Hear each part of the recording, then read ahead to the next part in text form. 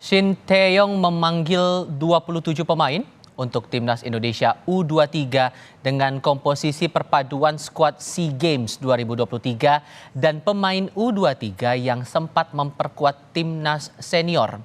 3 pemain akan menjadi tulang punggung timnas U23 saat melawan Taiwan dalam kualifikasi Piala Asia U23 malam nanti.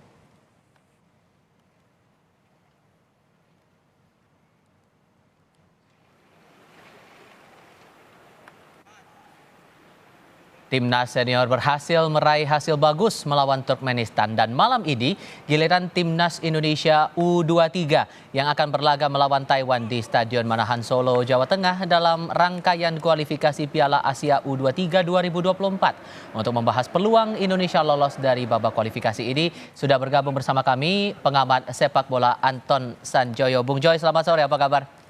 Selamat sore. Terima kasih sudah bergabung bersama kami. Terakhir kali yang saya pahami itu kan saat Taiwan melawan Turkmenistan, Taiwan kalah 0-4 posisinya. Nah, kalau Anda memprediksi saat nanti bertanding melawan timnas kita, timnas Indonesia, potensinya akan bagaimana? Yang pertama ini kita kan Indonesia berada di grup K ya bersama Turkmenistan dan Taiwan.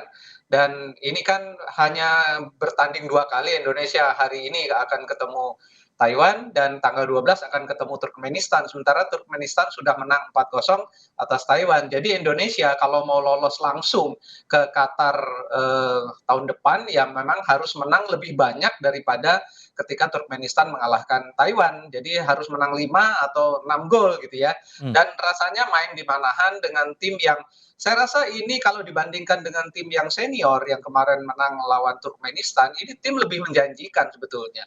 Jadi saya sih berharap mereka tampil lepas meskipun tekanannya moral juga tinggi ya. Karena bermain di kandang sendiri itu biasanya kadang-kadang tekanan mentalnya juga tinggi. Hmm. Tapi saya yakin ini adalah pemain-pemain yang sudah punya pengalaman di level internasional. Ada beberapa pemain yang sudah malang melintang Ya. di internasional. Ada pemain-pemain juga yang sudah menjadi andalan tim di Liga 1. Oke. Jadi harusnya sih mereka tampil jauh lebih percaya diri ya. Dan Taiwan itu kan sebetulnya bukan negara bola Ya. gitu loh. Asal mereka tidak menganggap remeh, saya rasa si Indonesia bisa menang lebih dari 4-0. Oke, kita coba lihat dulu komposisi pemain. Tadi sempat disinggung masalah komposisi pemain kita yang bahkan disebut jauh lebih baik lah komposisi dan performanya begitu. Dan kita coba lihat untuk di lini depannya sendiri. Ini kan ada nama Ramadan Sananta, pencetak 2 gol di final SEA Games. Ini akan menjadi ujung tombak dari serangan timnas Indonesia. Penampilan Sananta kian matang. Sananta punya kecepatan, kaki kanan dan kirinya pun sama kuatnya. Kalau untuk sosok ini, untuk di lini depannya begitu, apa cermatan Anda, Bung Joy? Ya lini depan menurut saya ini yang terbaik yang sekarang dipunyai oleh Shin Tae-yong di U23 ya, bahkan masih ada Rafael Struijk di sana yang pemain naturalisasi, tapi ada Witan Sulaiman juga, ada siapa? Beberapa pemain Marcelo Ferdinand yang di posisi pemain nomor 10 Ya. atau posisi nomor 8 dia kadang-kadang ada di 2 tempat juga bisa menjadi andalan. Jadi harusnya sih lini depan kita tidak pernah punya masalah ya Hmm. kecuali memang di penyelesaian akhir. Ketika di SEA Games kemarin di AFF final kan juga ada masalah di penyelesaian akhir Nah itu. dan Indonesia harusnya bisa menang ya. Sayang harus kalah dalam adu penalti. Tapi overall sebetulnya tim U23 ini seperti saya bilang tadi jauh lebih menjanjikan daripada yang tim senior sekarang Hmm. gitu. Jadi ini adalah pemain-pemain masa depan Indonesia yang bisa bisa diandalkan untuk bukan saja menaikkan peringkat Indonesia 3, 4 peringkat ya, Yap. bisa menaikkan sampai 10, 12 peringkat lah. Karena Turkmenistan juga kan nggak bagus-bagus amat sebetulnya kalau misalnya Hmm. di persaingan di grup K ya. Ya. Mereka sekarang di posisi 138 dan Indonesia di 147. Jadi harusnya sih imbang dan main di Manahan harusnya sih ya dukungan dari penonton luar biasa gemuruh dan itu akan membawa hasil positif lah. Tapi kalau lini tengah bagaimana cermatan Anda? Lini tengah ada Marcelino, ada Akran, sayang Beckham nggak kepilih ya, tapi ada Ivan Jenner juga. Mhm. Jadi harusnya sih mereka kuat ya karena formasinya biasanya 4-3-3, ini formasi yang paling menurut saya formasi yang paling ofensif tapi sekaligus juga seimbang.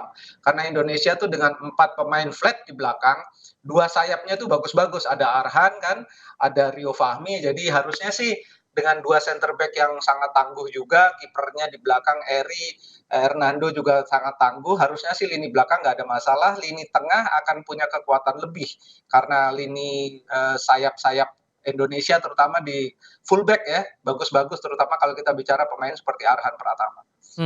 Oke. Kembali lagi kita membahas soal peluang ini, tapi kalau kita juga mencermati di sini kan posisi, pelatih Sinteyong, memegang 2 tim secara bergantian begitu dan antara timnas senior dengan timnas U23. Cermatan Anda untuk kinerja Sinteyong untuk, mencermati fokus latihan dari timnas U23 ini apakah akan ada kelebihan kekurangan tersendiri? Memang ideal ya sebetulnya kalau pegang, senior dan U23 karena U23 ini kan sebetulnya satu step aja menuju ke timnas senior, Mmm, gitu loh. Jadi Sintayong memang harusnya dikasih dikasih tanggung jawab 2 tim saja karena dia bisa memantau berbarengan mmm, dan, kan banyak pemain U23 juga yang sudah dipanggil ke tim senior kan.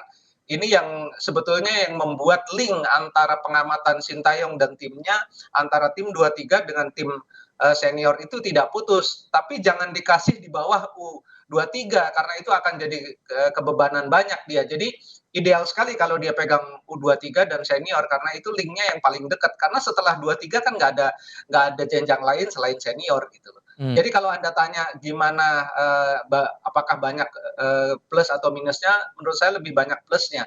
Dan Sintayong kan sudah bisa membawa timnas, senior ke putaran final Piala Asia juga. Jadi secara gelar barangkali dia belum bisa mempersembahkan ya, tapi mmm. kemajuan yang didapat oleh tim Indonesia ini banyak sekali di bawah Sintayong. Ya memang belum dapat gelar, tapi menurut saya gelar itu harus kita perhitungkan di level Oke. senior. Mhm, Kalau di level U23, U19, U17 itu belum apa-apalah, nggak usah terlalu dibesar-besarkan. mmm, Jadi kalau dapat gelar di level senior, nah baru kalau dia tidak dapat gelar di level kelompok umur, menurut saya tidak ada masalah karena oke. Sintayong bukan itu Mhm. tugas utamanya gitu. Oke, kalau untuk barisan pertahanan yang mungkin perlu dicermati juga oleh, timnas Indonesia menghadapi Taiwan nanti? Ya kalau Elkan Bagot bermain rasanya kepercayaan diri kiper dan barisan belakang, akan meningkat ya. Apalagi kalau misalnya Rizky Ridho kan dia duetnya tuh, banyak dengan Rizky. Jadi kalau misalnya Elkan tampil bisa lebih tenang, bisa Mhm, dia kan bagus juga ketika membangun serangan, build up dari bawah tuh dia bagus, passing-passing jauhnya juga bagus. Jadi ini memang pemain, paling diandalkan di lini belakang. Kalau dia ada, Hernando akan sangat percaya diri dan kalau dia sudah percaya diri rasanya gawang Indonesia akan sulit sekali dibobol. Dan 2 wingback-nya menurut saya juga pasangan yang terbaik yang ada sekarang ini. Bahkan kalau ditaruh di senior pun mereka sudah sangat layak. oke. Mungkin bisa diperjelas lagi nih, Bung Joy soal lini depan kita nih, karena kan ada posisi Ramadan Sananta juga di situ yang mungkin perlu jadi cermatan yang perlu diperhatikan betul begitu, Nat? Ya saya rasa, Ramadan hanya perlu ketenangan ketika melakukan sentuhan akhir atau di penyelesaian akhir ya. Kalau di belakangnya Marcelino, rasanya sih dia bisa kasih assist ya. Mhm, Dan, kalau misalnya Witan Sulaiman juga bermain, kan dia agak liar nih, Witan Sulaiman nih liar dalam arti positif ya.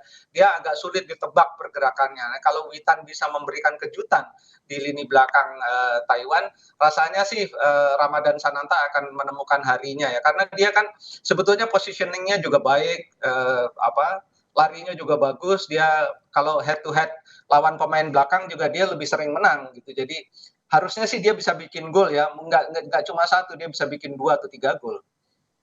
oke.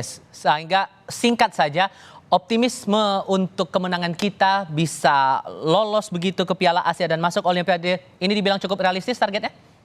Ya kan, step-nya Indonesia harus juara grup dulu, kemudian lolos ke Qatar, dari Qatar akan lolos kalau misalnya bisa mengimbangi tim elit Asia yang lain akan lolos ke Olimpiade di Paris, Mmm, gitu loh. Tapi sekarang PR besarnya adalah lolos dululah ke Qatar dan tampil sebaik-baiknya nanti di Qatar. Sekarang harus jadi juara grup dulu. mhm. Problem terbesarnya apakah tanggal 12 Indonesia bisa, mengimbangi atau menang, bahkan lawan Turkmenistan supaya tidak menunggu posisi runner up terbaik dari grup K. Karena sangat tricky kan, yang lolos adalah, 11, juara grup dan Baik. 4 runner up terbaik. Mhm. Ini yang akan menjadi PR besar bagi Sintayong. Doa terbaik untuk timnas U23 nanti melawan Taiwan. Terima kasih Bung Joy sudah berdiskusi bersama kami sore ini. Selamat sore Bung.